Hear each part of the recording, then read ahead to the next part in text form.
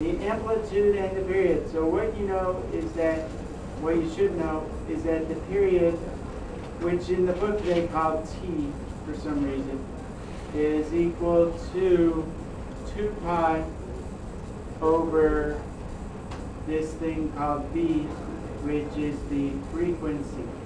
Okay? Frequency. You should probably write this down maybe. Okay? Or in the book, I think they call this not b, but they call it omega again. Right? Well, and the other thing you should know is that these are the opposite of writing that is that the frequency b, which I call b in your equation, is equal to 2 pi divided by the period. Okay? And the frequency, so if you have a sine function or a cosine function, okay, a regular sine function, it takes 2 pi radians to complete one cycle. Okay? So 2 pi is the period of y equals sine of x. Right? In the equation y equals sine of x, b, the number that goes right here, the frequency is 1. Okay? Or in the book they call that omega equals 1. Right? That's not what they call it. Okay? So if you have something like this, sine of 2x, y equals sine of 2x, you guys discovered that that does what to the function? It squishes it by the factor of 2, right? And the reason for that is because if I take, because this is b, right? So if I put a 2, this is b. So if I put a 2 in here, I get 2 pi divided by 2, which is pi, which means that this sine wave repeats itself every pi radian. So it does more like this, you see? So it's doing 2 cycles every 2 pi radian. So when you talk about the frequency, b or w, that's how many cycles does this function do in 2 pi radians, okay? The frequency is the thing that goes into the equation right here. So this, in this equation, is b, okay? And to find the period, how long does it take to complete one cycle? You have to take 2 pi and put b over that, and then you can determine the period, all right? So going back to like number 40, you had to do 44? 44 though, right? Okay? So if I want to sketch the graph of number 44, then you should be able to do this kind of without a calculator, all right? So what you know is that this is b, right, over here. So this is b, or omega. I can't make this omega here. Make a little curvy w like that. So that b is w. So what you know is that the period, because you really need the period to graph it. Okay, so the period is 2 pi, using that formula I just gave you, over 2/3, right? Which is the same as multiplying by the reciprocal, which is 3 over 2. Good? Okay? And so then I cancel that out and cancel that out, and then I get that the period is 3 pi. Then this thing gives you the, what's that? That's the amplitude, okay? And that's a measure of how amplitude, that's a measure of how far away from the midline the 0 line is goes. If it's not shifted up or down, then it'll just be out from 0. So if I want to graph this particular function, I'll try. Okay? I'll try to do it kind of like this. It's going to start, since it's a sine function, it's going to start at 0, 0, and it's going to complete one cycle in 3 pi Great. You understand that? So you start at the beginning point and then you put the end point. And then you put the middle point where it's also going to have a 0, right? Because sine waves go like this and like that. So what would that middle point be? 3 pi over 2. See? And then since it has an amplitude of 4/3, it's going to go from here and up to 4/3, right? So, and it's going to do that halfway between here and here. What's halfway between 0 and 3 pi over 2? Just do it, yeah, multiply by 1/2, which is 3 pi over 4, right? And then it's going to go down to -4. So this is 1 and 4/3, that's 1 1/3. So about here, right? About here, -1 1/3 over here, right? So this function is going to start here. So at 3 pi over 4, it's going to hit its amplitude, right? And then here it's going to hit its negative amplitude. And so it's going to look something like that, one like that, right? And then, of course, it continues on like this forever because it is a periodic function. Okay?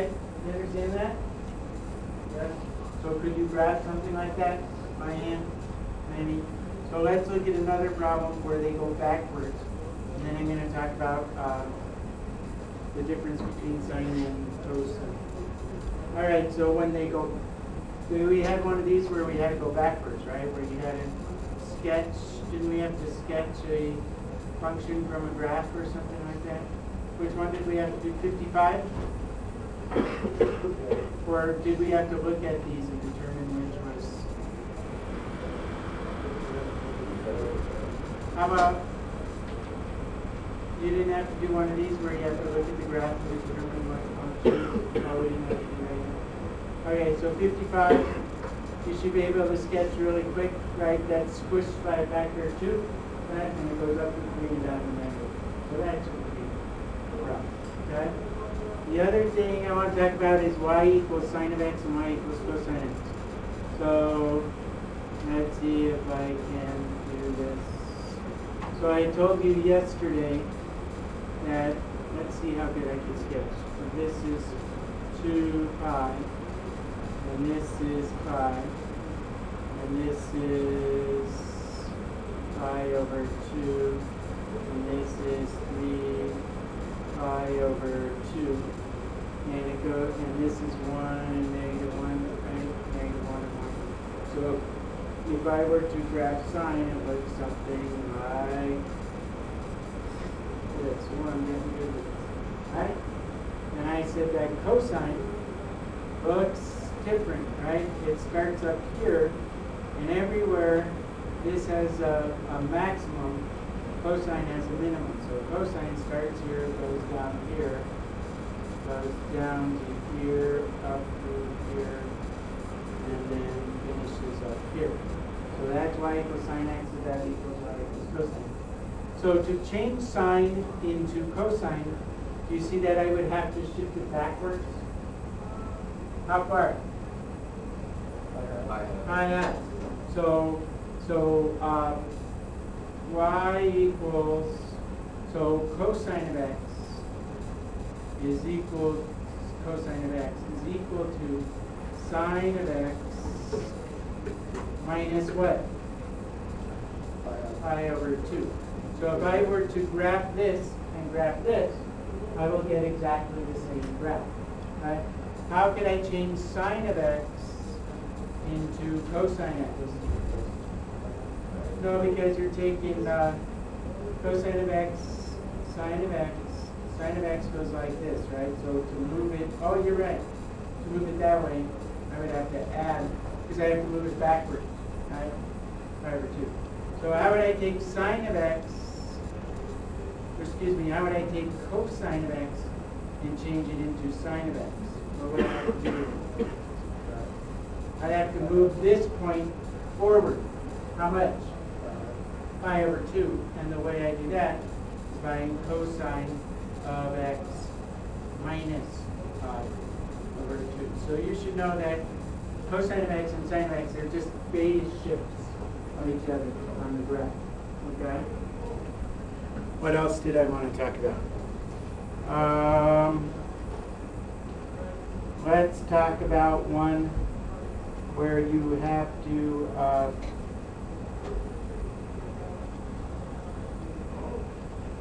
find an equation from a graph. So one more, and then we'll say, hey, stop doing that. All right. Wait, start this again. Find the equation. So you won't have to do this on a quiz yet, but you will in the following meet. So look at this grid. Could you figure out the equation of that function? Okay. First thing you want to do is probably figure out the period. Okay.